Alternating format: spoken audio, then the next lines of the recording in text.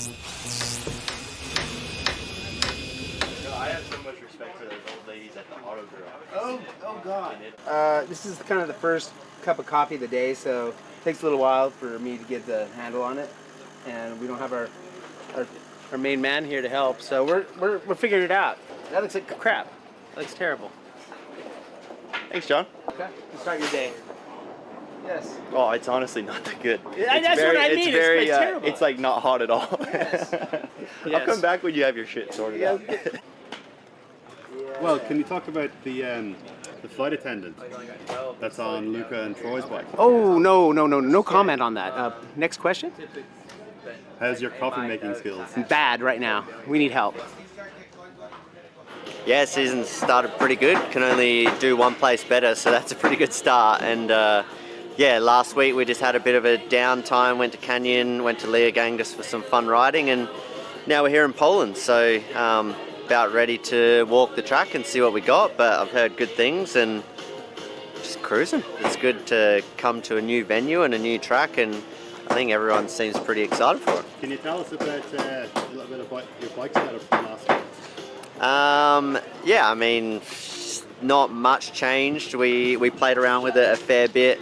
Obviously we got the suspension on there as well. That's everything's semi-secret, I guess, but it's all working and we're very happy. And old mate here's taken it completely apart to get it all fresh again. So yeah, it's nothing too crazy, but we'll see how this track goes and whether we need to change anything. We work a lot this winter, like on how the bike is behaving, the rear wheel, and everything related to absorption, and somehow we can improve. And yeah, we work on the different rear end, which is like a chromo. It's not alloy, and yeah, the behaving is it's a bit different. The way how the bike is bouncing and stuff. So yeah, like interesting. For the moment, yeah, he's the only one. Like the strategy with the other riders, it's a bit different. Like Amory's history with riding newness with the team, it's old. So yeah, like first we test with him, we try to improve, and then yeah, have the same for everybody maybe. Like for William, it's a super different track. It's a challenge for everybody. So yeah, we try to have some system, some lockout stuff or anything. And yeah, here that will be different. Like it's more like a soft track with some dirt and stuff. So what have we got here then? That was just the lever from last week. I'm not sure he helped us in for William, but let's say that's a new way MTB is going. It's like in some mode on the car, you can put like sports mode, you can have some maps on the MotoGP bikes or whatever. Let's say like MTB is going this way. Well, yeah, back race number 2. We don't know what to expect because we didn't track walk yet, but seems to be less aggressive for the bike than for William was. Then we're gonna see track walk first, and then we have a lot of options. We've been working hard this winter to get all the options correct, and we're gonna pick up the one we believe that's a good one. So let's see how it goes. Can you tell us about the couple of buttons on the handlebars? I never see any button. I don't know what you're talking about. No, I cannot say anything, but yeah, it's something that we work on for the future with Olin. So so far it's been doing great. So yeah, we keep improving, working for future, and developing new products and to make bikes better. It can be an advantage when you use it correctly. It can be also a disadvantage if you don't pick up the right information. But yeah, it's a lot of information. So now there's a lot of factor, because it's still an off-road sport, so it's not as precise as like MotoGP or Formula One. Every kind of run, the track change a bit, line might change. So you just need to spend a lot of time analyzing and making sure that you also believe in your own feeling. I use a lot of Finn's feeling because it's been years we're working on it, and now it's really precise. Everything. He felt everything. So for me, it's really helpful to make the bike at its best. Yeah, I'm Brad Blackwell. I'm Luke Meyer-Smith's mechanic for Giant Factory Off-Road DH. We've been running the Patamelon steering damper. Luke and his brother Remy are quite keen on it. It saves a lot of hand fatigue, shoulder fatigue, arm fatigue, and it has a really wide range. So from all the way open, all the way to close, and everything in between. And it has a nice positive feeling when it returns back to center. You know where center is, and you know what resistance you're gonna get. My name is Connor Wilmshurst. I am working for the union team, so I'm the mechanic for the 2 junior riders on the team, so Ali Hulsboss and Christian Hauser. So yeah, that's my job, to look after their bikes and keep them running. So we had, over the off-season, we had quite a few sponsor changes.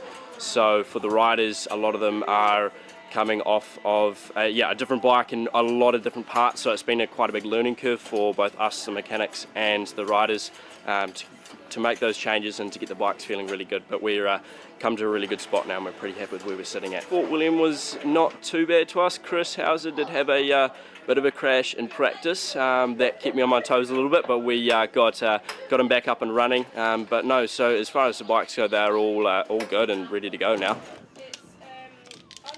So Jordy, I think you know what I'm going to ask you about lockouts and variable suspension setups during race runs. Can you talk about your thoughts on it? My thoughts on it. I don't know. We've been doing it for a long time. I think we had cable lockout going in cans, and it's like it turns into this big thing and everybody wants it, and then once they really realize what downhill is, I think it ends up going away most of the time. I do think there's possibly some benefits to it, but it's not what everybody thinks it is. We've been working on it a long time. We've done a lot of testing. We do have people riding a system here, a RAD system, and we're obviously still working on it hard, but I think most of it is a mind game. There's so much focus involved already that you're kind of, theoretically, you're using 100% of that brain already, and when you have to start thinking this, that, is it on, off, which button did I push, you might be into more of a detriment than a benefit. Obviously, we're working on some other stuff that might get rid of all that, but it still needs more work. I'm Ancho Perez, frameworks mechanic for ASA and Angel, and for the whole team.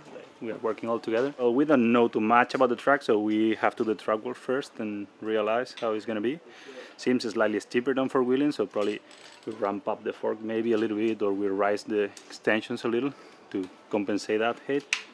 But seems pretty similar for us. Every single track at the World Cup. It's really easy to set up this bike, so we're in a really good spot. So it slightly changes only to adjust the bike to every track.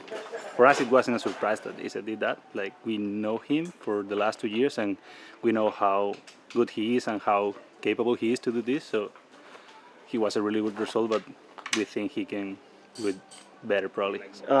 Luckily, we have a bike with 2 spare frames on the van, and they didn't took it. So we have 2 spare frames, and Nico went back to US and he brought a full bike build for him. So we have another spare frame that he brought from US and a few rear ends, so at least we have sorted for this race, so we'll see how it goes. Ragnar, how's the body after Fort William? Yeah, a bit battered and bruised, but it's okay. I've done everything I can to try and ride here, and so that's the plan. If you can ride, then we're ahead of the game. Yeah, once you separate your shoulder, I don't think there's anything you can do. It's not going to damage more, or it's just kind of pushing through the pain, and so yeah. That's the plan. Yeah. So, like I said, I've done everything we can to try and be here to be ready to race, and practice will be tough. It's gonna be sore.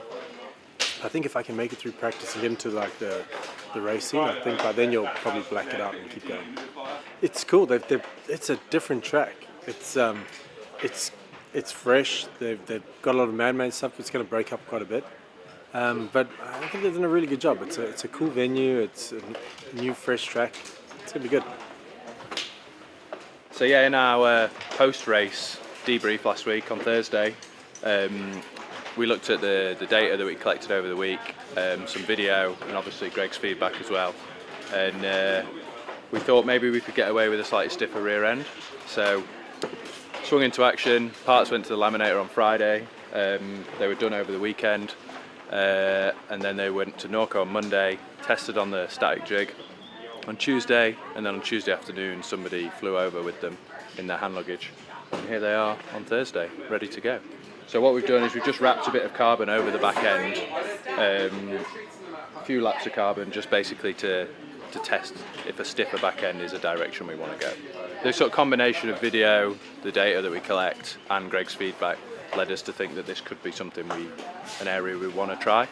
So this is quite a bit stiffer than the unwrapped back end, and maybe we've gone too far, maybe we need to be somewhere in the middle.